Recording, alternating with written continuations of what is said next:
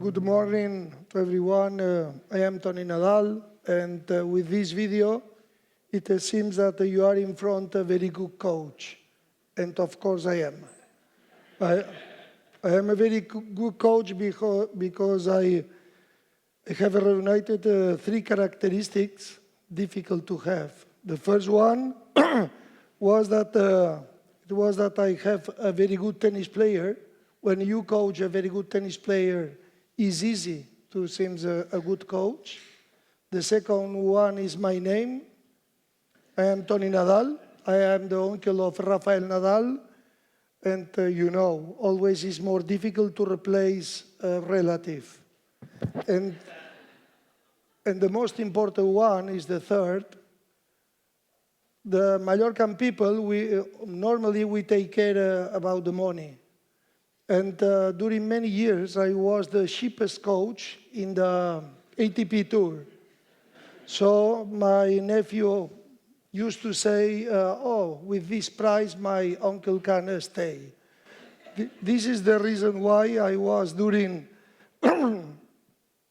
almost 30 years with my nephew.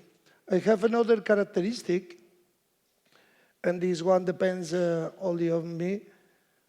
I try to put always passion in what I do.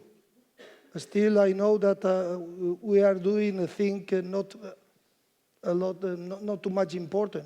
We only hit the ball over the net. But I think it's really difficult to make something good when you don't put passion in your work. I put passion in tennis, then I put passion to coach someone, but at the end, my passion was not tennis or coach youngs. My real passion was challengers. To put challengers to my kids, to Rafael, and to try to achieve them. And I have to say that the most important challenge, the most important goal, never was to win Roland Garros or Wimbledon, because I don't know how to do this. In your life, you never know if you meet with one Federer or with 4 or 5, or you meet with one Djokovic or 3 or 4. That to win don't depend exactly on us. What depends on us is to improve. And this was the big challenge that I put to my nephew, to improve. And, okay, I think is when you put attention, when you love what you do, I think it's impossible not to improve. And I asked to Rafael, I said to Rafael during many years, to improve is always necessary, to improve is always possible, but we have to know, to improve is not easy, it's difficult. And I think for improve is really important to question yourself. I think it's very important to question yourself, or surround you, have people willing to question you.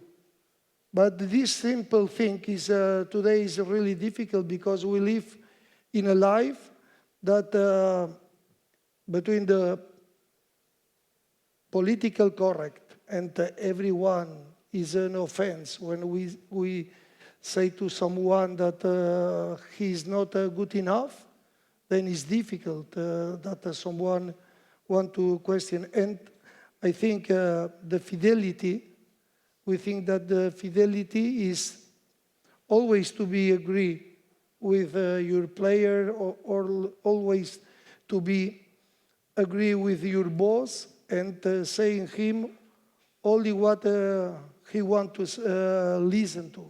And I think this is a big mistake. My commitment with Rafael was always to say what I thought is the better for him, and not saying what he wants to listen to. I know that in our field, the psychologists say that we have to give always positive messages, messages to improve his self-confidence, positive messages to improve his self-esteem. But like this, what I think the youngs improve is the self-deceit. I never used to make this. I like to face the reality. Still, this reality was not too good for us. I remember many years ago, we were in Monte Carlo. We played this tournament. Rafael had to play the final and had to play against a young who played not too bad, a Swiss guy. We had to play against Roger Federer. And I remember 1 hour before going on court, normally Rafael asked me about the strategy, about the tactic. Normally I never know. I never knew the tactic, and this time was not different. But this time I remember that Rafael, his question was different. He asked me, Toni, what do you think about today's match? And I said, I think will be very complicated because Roger Federer has the forehand better than yours. His backhand is better than yours. The volley is much better than yours. And when I wanted to start with the serve, I want to say, and in the serve, there is a lot of difference. My nephew said to me, "Oh, stop.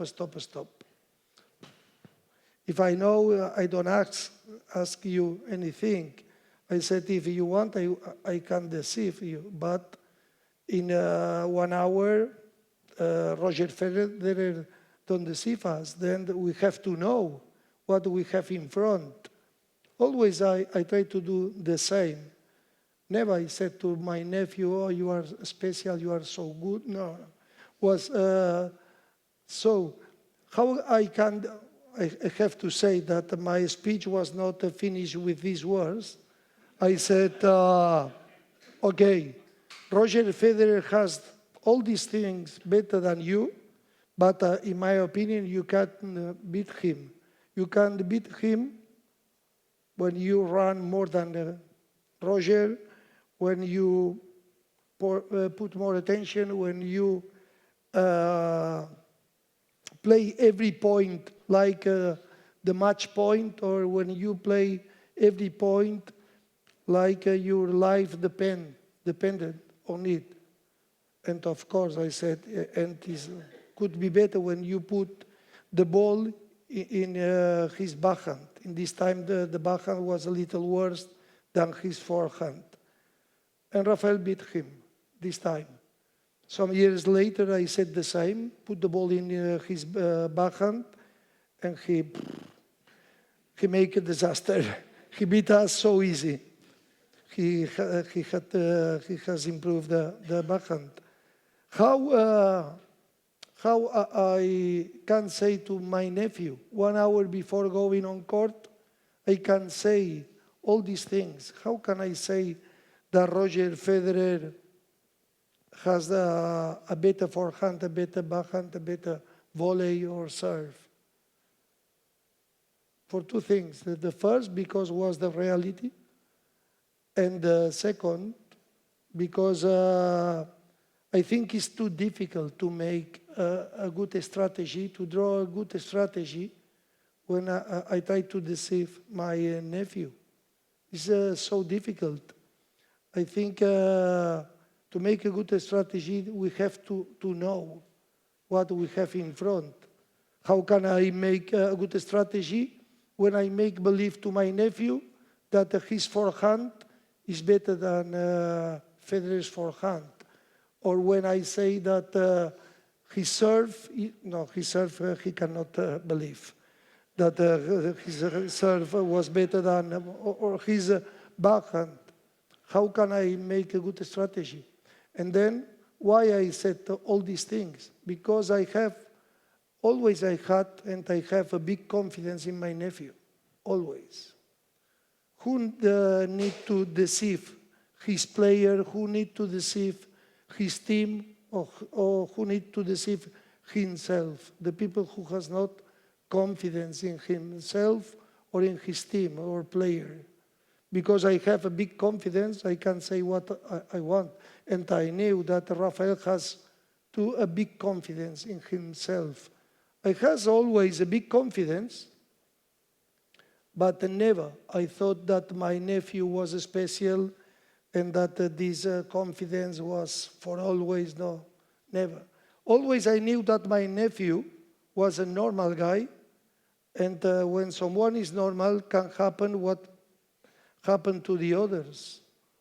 I have seen many times people who, when they were young, everyone thought that he became a very good tennis player, or people that had players that had a big success, and then he cannot repeat this success.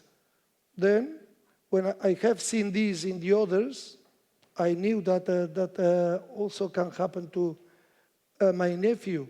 For this reason, I have this confidence, but not a crazy confidence. No, always I wanted that my nephew was attend with his brain active and alert, because I wanted that he knows that in the life, from the victory to the defeat, there is a small way. Then I wanted that he knows that, and that he knows that all the things can change. For this reason, since he was young, I try to always to give a message of to pay attention. I remember the first time that Rafael won his first Spanish championship. For us was a big success. Rafael was 11 years old, and all the family were very happy, because when you are Spanish champion, that will say that you are in the good way. What did in this moment? I called to the Spanish Tennis Federation, and I said, please, can you send me the list of the 25 Spanish championship in the same age that Rafael has won this tournament? He sent me the list by fax, because in this time there was not internet, at least I didn't know. He sent me the list. I don't remember, of course, the list, the names of this list, but I remember the conversation. I took the paper and I start, I don't know, Miguel Perez, do you know him? Spanish champion like you. Juan Martinez, do you know him?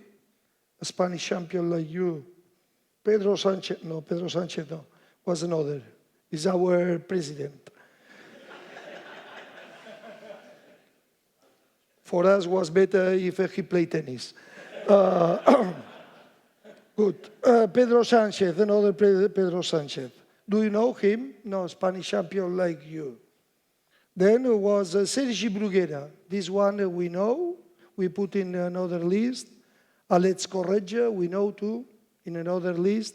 At the end of these 25 names were, I don't know, 5, 6 that has a success in the future. Then I said, this is the probability that you have in the future to be a good tennis player. 20, 25%, no more. And of course, will depend on you in which list you are in the future. In this one that you know, or in this one that no one knows. That depends on you, but you have to know when you are here. To be here is so difficult. You have to be attentive, you have to work hard. I did this when I make this when Rafael was 11 years old. When Rafael won his first Roland Garros, Rafael was 19 years old. Was the biggest success for us till this moment. And I did exactly the same. I remember Rafael won his first Grand Slam title. We go for lunch to celebrate, for dinner to celebrate the victory. Then he goes to a party. I was in my room and I write all these things that I thought that Rafael make not too good. And I said, okay, Rafael, before you, this one, and this one won his first Roland Garros, and everyone thought that he can win many more, but at the end they won only one. And there is another list. Then these people play. There are another list that these guys won more titles. Again, depends on you, where you want to stay, here, in this one, or this one. Make what you want. But what I can say you is if next year you make exactly the same than today, I am sure that you cannot win again this tournament. Because today we were lucky. Your opponent played better than you, but we won. But of course, next year we need to improve again. This was all the life. I was a coach that I don't like to complicate never my life. I think today we complicate a lot, all the things.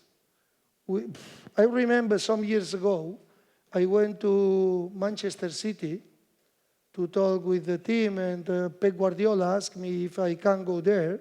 I was there, and in one moment, in the lunch, I remember that he told me that he has 51 people surround the team, 51.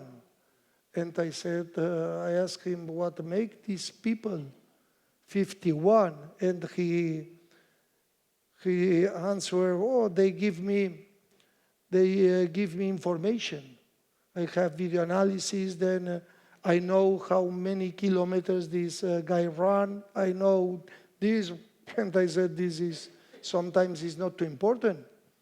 Which difference there is that I know that this guy ran 5.4 kilometers or 4.5 is the same if they don't run when they need to run. And then I said, you need 51 people to make the same work than Johan Cruyff need only 2. That will say that you are worse coach. This is what happened today, and the game is the same. Huh? There is 11 players, the same goal, the same field. All the things are the same. And why we need 51? I think it's because we need to justify our price. But at the end, and this is what happened today, that happened today in our field, in the tennis, is the same. In our field, I remember when we started to play with Rafael, we had one racket or some rackets, some balls, a court, not too good, a sparring, never too good, and nothing else. Today, if you want to be a very good tennis player, what do you need? You need biomechanical studies, then you need statistics, you need a nutritionist, you need video analysis. I think many times it's better don't see the disaster that we are doing, but video analysis. And then something special. When Rafael and me, we lose some matches, what we have done? We went to practice a little more. We went to study a little more. Today, when the youngs has some defeats, have some defeats, what they do? They go to the psychologist. And the psychologist make a theory, a new theory, and normally he said, oh, this guy, gestionar, ¿qué es? Gestionar.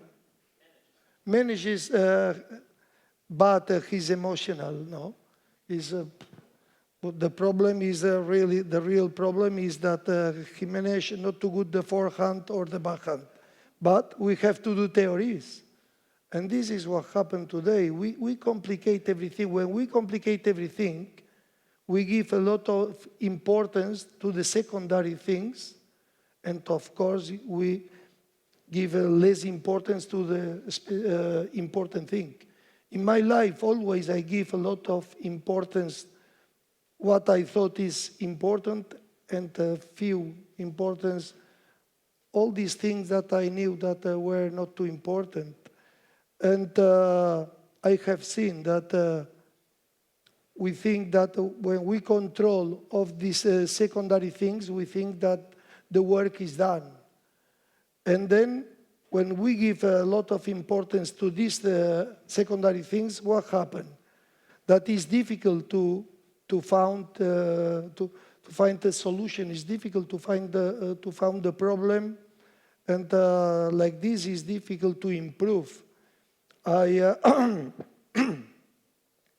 remember some years ago, I went to Bosnia to make a course, a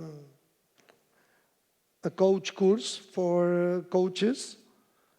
I remember I give my course, then there was a turn of questions, and the first question asked me a coach of Bosnia. I thought he wanted to know something about technique, but he asked me something different. He asked me, which kind of food eat Rafael? Which kind of food eat Rafael? I said, I don't know. I am not his mom. I don't know which kind of food. He was not too happy with my answer, and he said, no, Rafael, of course he has changed his food because he's thinner. I said, he's thinner. I didn't know because I don't weigh him. So he was less unhappy, and he started to think, and he said, no, Rafael, of course, he has changed the food, like Novak Djokovic.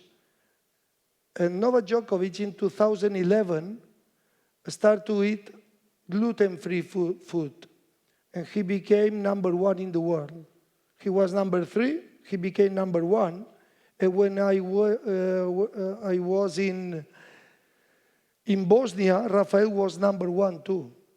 And this coach thought Djokovic was number 1 because of the gluten-free food. Then he wanted to know the food of Rafael that make it possible that he became again number 1. I said, it's incredible that coach give more importance to the food, to his training session, but it's your decision. Make what you want. But I have to say, I have a son who is celiac. My son eat all these things like Djokovic, gluten-free. My son, like Novak Djokovic, he played tennis too. But he has a big difference. My son don't put one ball in. My son put all the balls out. Maybe it was not the gluten-free what make the difference, because no, that is what happened today. Today we have to give a lot of importance, and we make from all the things a big important. Never I forgot that tennis is only to hit the ball. I know that today we have a lot of technology, we have a lot of information, and this may maybe make us a little better. But I have to say, my nephew became a professional tennis player with not a lot of information. My nephew became a good tennis player only with 3 datas. I said, first one, Rafael, hit the ball as hard as possible. Important. Second one, try to put the ball where is not your opponent. I said, I am a very good coach. And the third was the most important. I said, and please try to put the ball in, because out the things goes wrong.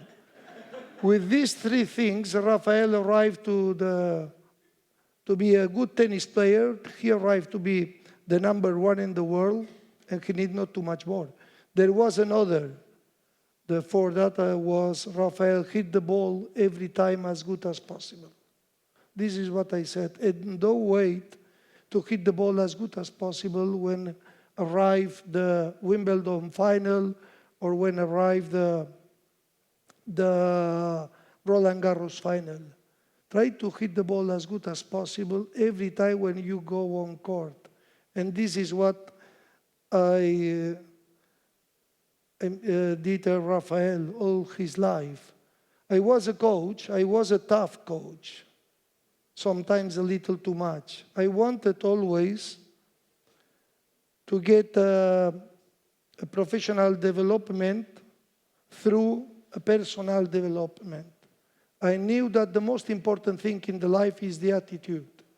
And I know that the attitude modifies the aptitude.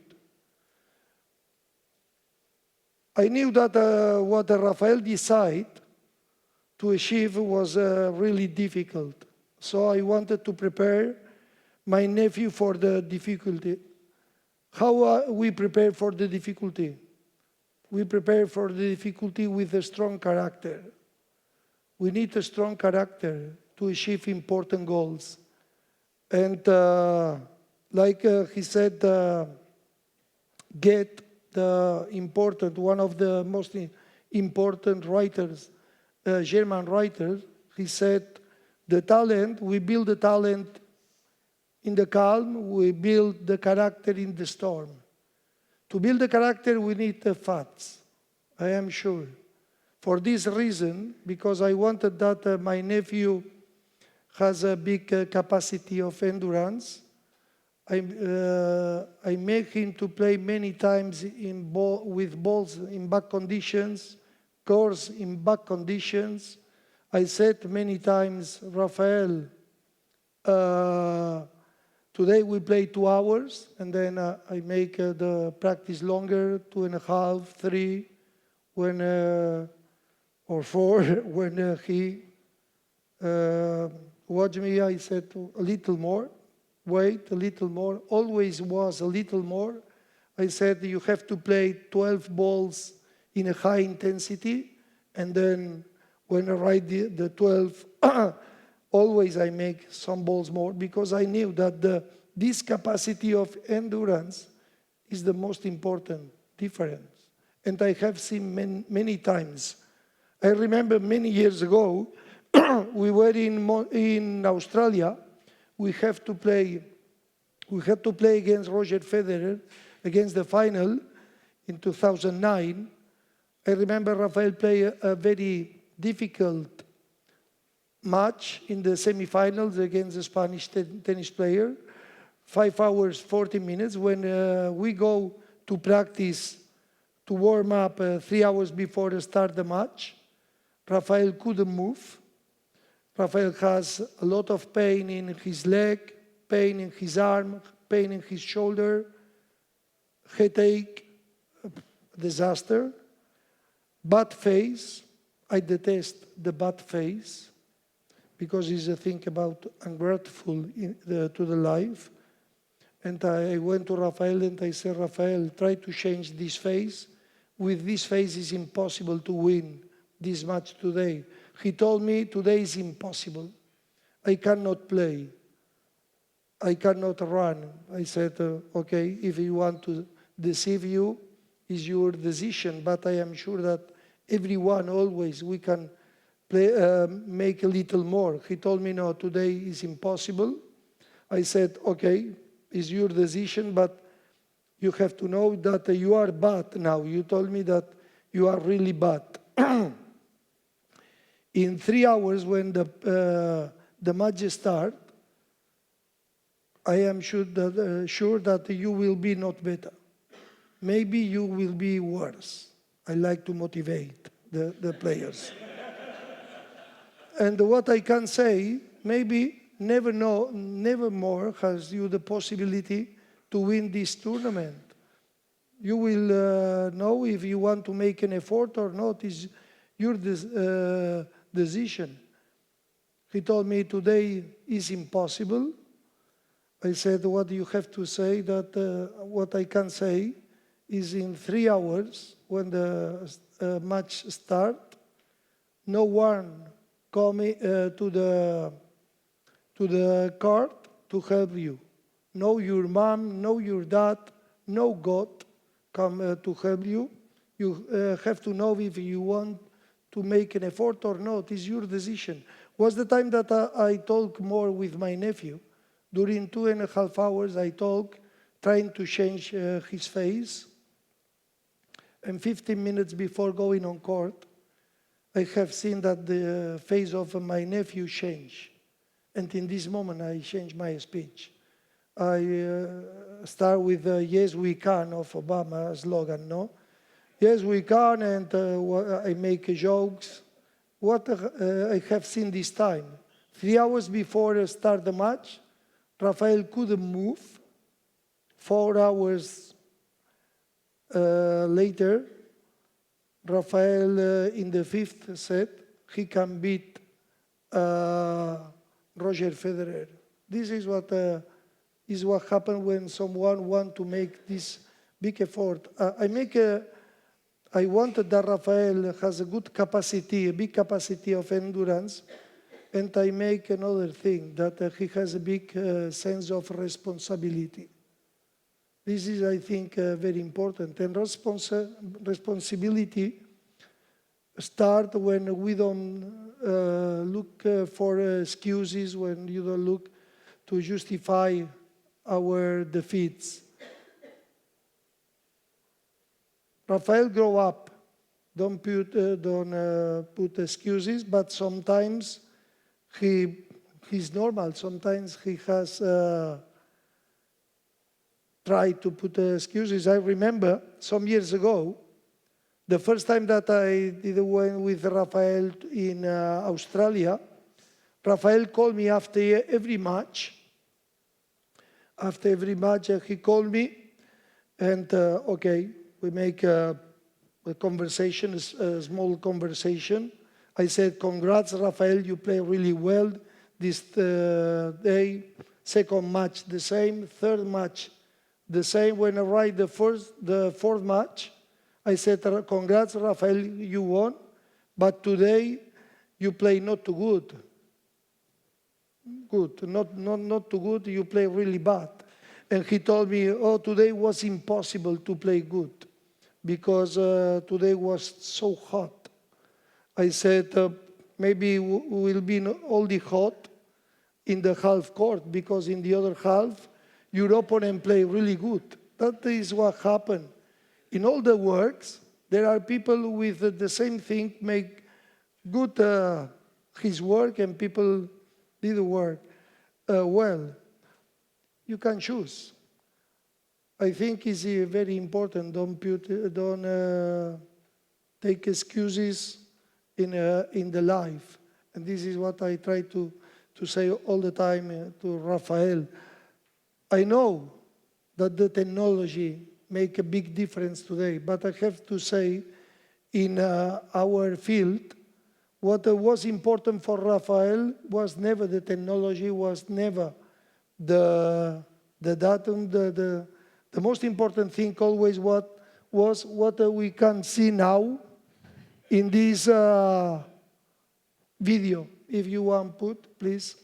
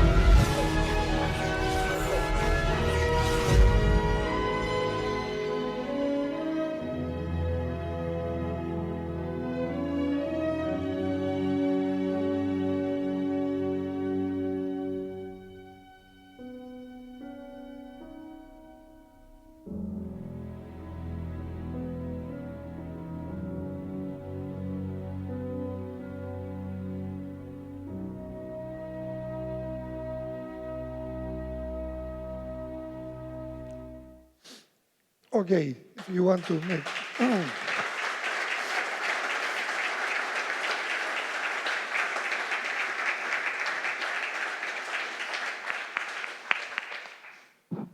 So, thank you, Toni. I think it was absolutely spectacular.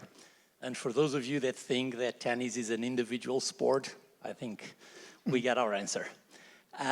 We have agreed with Toni that he will answer a couple of questions here on stage now, and then he will join us for coffee break, where you can have further engagement, conversation, questions, pictures, whatever you need. Okay? So I think that Peter owns the first question. Yes. Hi, Toni. Thanks for that. Hello. That's great. I'm just interested in what your view is on, in today's world in tennis, 30-year-old plus players seem to be dominating the scene, which is very different to what has been in the past when it's been teenagers. And I just wondered why you think that that is the case. I think something is wrong in the education today. We make people weaker than before, of course, because we need always to have all these things, all the things perfect, in perfect conditions. Like this is difficult. Something is wrong and it's easy to understand. Boris Becker won Wimbledon when he was 17 years old. Bjorn Borg, 18 years old, when he won Roland Garros. Michael Chang, 17 years old. Rafael, 19 years old, and he won Roland Garros, Pete Sampras, many. Before the people start to play at the age of 6, 7, and after 13 years, more or less, 13, 14 years, they become very good tennis players. Now, the people start to play in the age of 3, 4, and they become a very good tennis player when he are 24, 20. What happened? Something is wrong. We have a lot of things. We have nutritionists, we have this and this, but at the end, we cannot improve our mentality. We cannot improve our commitment like this. Why Rafael won the last Australian Open? Do you know why? Because their opponents are so bad. It's true. Rafael has a big injury in his foot, no? Yes, in his foot. And it's impossible that with this injury, Rafael can beat the best Roger Federer or the best Djokovic or himself. He cannot beat the best of Rafael Nadal of 2008, 9, or 10. But today he can beat Medvedev, he can beat Zverev. What happened? Something is wrong. I think we live in a life that we give, what I said, we give a lot of importance to all the secondary things, and we don't work hard our brain. Like this is difficult. I know that there is a problem today between the professional things and the personal things. Some years ago, I fly from Madrid to Palma, and I fly with a pilot, and he know me, and we start to talk, and I said, oh, okay, I talk always of simple things. I like to develop always the personal thing, but I know that today is so difficult. And I said today, with the technology make the professional things better, but not the personal things better. I said, I am sure that now I fly, I am always afraid when I am on fly in a plane, And I said, I am sure that today we fly more safe, but you are worse pilots. And he told me, of course, we are worse because all the things make the technology. And he told me, do you know why the flight from Rio de Janeiro to France, to Paris, why go down? He told me because the pilot was not too, has not too, a lot of experience, was not too good. And this is what happened today, and happened in all the things. I think it happened in a sport, happened in tennis, in football. Never happened that the people were so long on the top. Roger Federer, Rafael Nadal, and Novak Djokovic, all three won 61 Grand Slam titles. Bjorn Borg, Connors, and McEnroe, a big three too, they won 26. 11, 8, and 7, 26. And was both Borg and Connors were so good, or McEnroe. What happened? Their place didn't come because the Youngs has less commitment with his work. Why Rafael is still there with a lot of problems is the thing about commitment. Why Federer, I know that Federer has a big injury, but he wants to come back, he wants to be there, or Djokovic. And this the difference between these youngs and Rafael and the others is not when they play good. When Tsitsipas, Zverev, or Medvedev play well, they play so good like Djokovic or like Federer or Rafael. The problem is when they play bad. When they play bad, when Djokovic play bad, he won too. When Rafael play bad, he won. When Federer played, he played not many times bad, but when he played bad, he won. Today, when Medvedev play bad, he say goodbye. I come next week. Zverev the same, or Tsitsipas the same. This is the real difference, and this is a thing about education, because it's not only a thing that happens in tennis, happens in all the works. Then something is wrong. I think it's the first time that our sons are less intelligent than the relatives, the parents. Big problem, in my opinion. Yes? I've got lots of sisters and brothers, more uncles and aunts than I can count. So if we were to start a business together, it would be the world's most unsuccessful business. But you've been working in the family for 30 years. What's the top tip? Was easier because was not too expensive for my nephew to work together. Sometimes I was too strong, but always I wanted not only to win matches, I wanted that the people has a good idea about Rafael.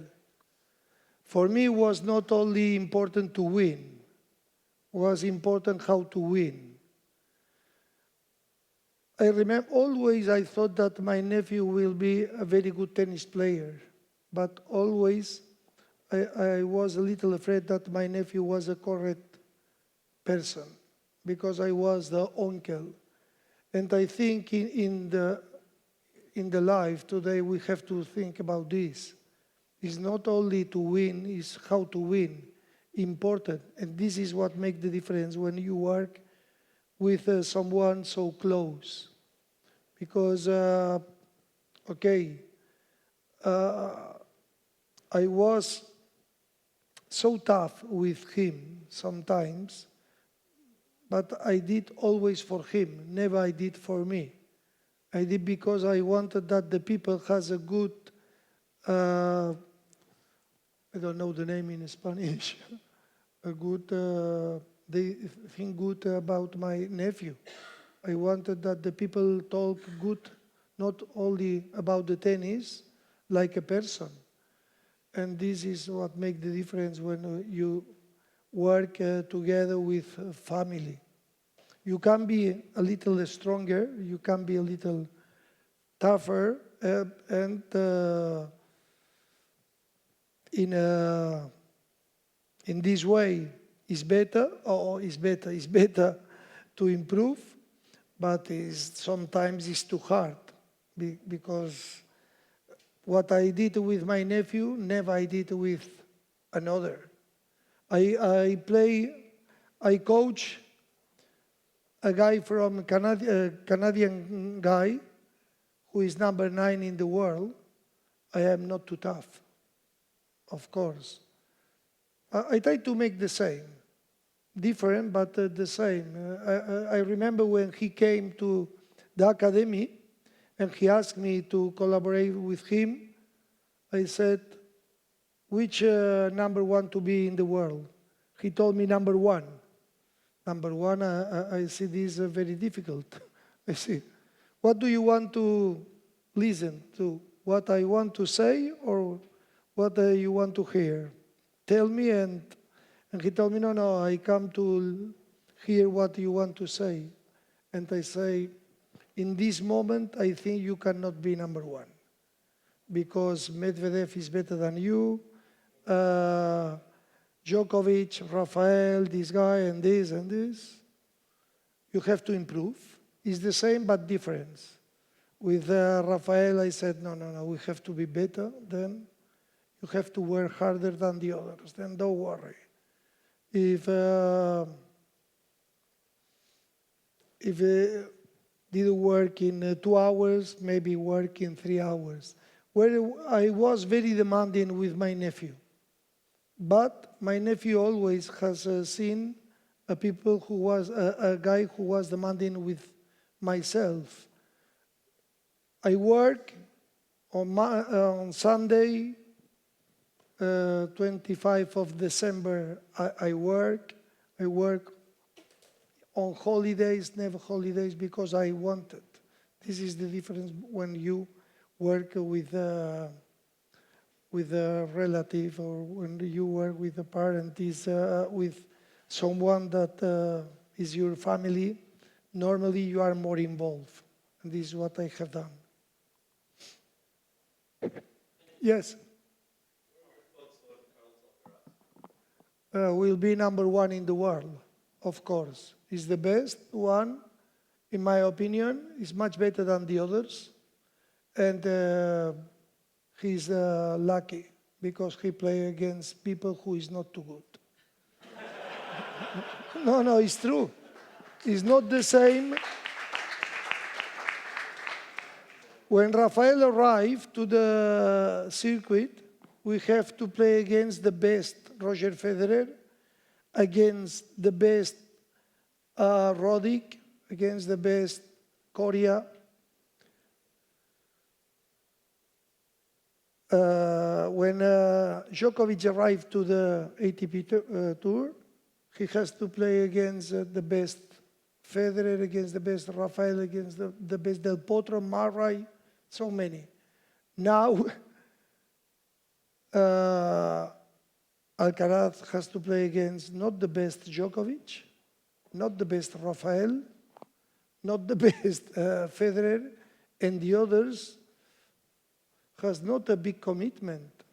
Then Alcaraz is very smart, is so good, has all the things for to be a wonderful tennis player, but has a little lucky with this, in my opinion. Eh?